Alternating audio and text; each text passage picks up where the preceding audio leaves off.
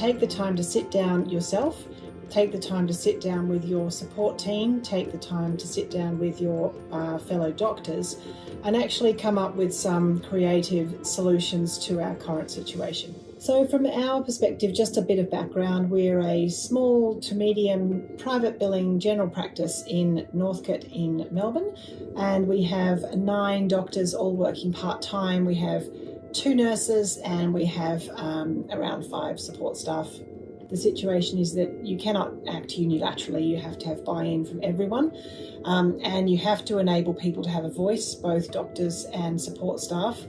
We are health professionals. We are in the business of helping sick people, and my personal view and the view of the practice is that we need to be able to continue to do this.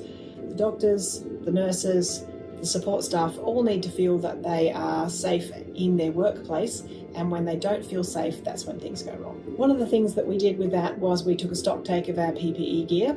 We estimated that we could run sick clinics and non-sick clinics. We have basically carved out 2 hours out of every day at the end of the day, where the only people remaining in the clinic are patients or support or doctors are involved with the assessment and management of infectious people. Prior to establishing these, people were feeling that their needs weren't met and they were basically fibbing to get in. So saying we can't see you if you're sick really just resulted in people pretending they weren't sick. Being able to say to patients, please tell us if you're sick, don't feel that we're going to fob you off if that's the case, you can acknowledge your sickness, we will be able to help you, then has resulted in us to be able to be protected and provide care. The demand for sick appointments has escalated and the demand for non-sick appointments has dramatically fallen. What we're going to do moving forward next week is actually broaden that. We've reduced our doctor numbers in the afternoon to enable us to have enough space to spread patients out. We're informing our patients that they need to arrive with minimal support. So for example, don't bring the whole family. I've created a flow chart which is available to both back of house support staff who are on the phones, so they can look at the flow chart, follow things through as they go and work out what the best solution is for the person who's on the phone. Other solutions have been that we've relaxed some of our rules around online requests for scripts and referrals, recognising that these are unusual times.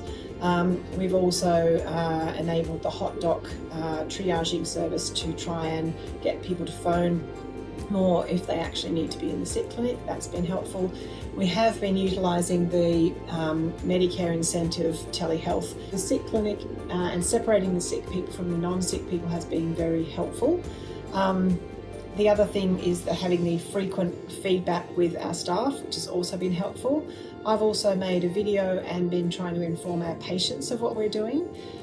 One of the things to make sure that can happen, obviously, is to ensure doctors and staff realise that whilst we may be changing their shifts, we may be changing the hours, this is something we have to do. Otherwise, if any of us actually contracts coronavirus, we have no practice and we can't provide any care.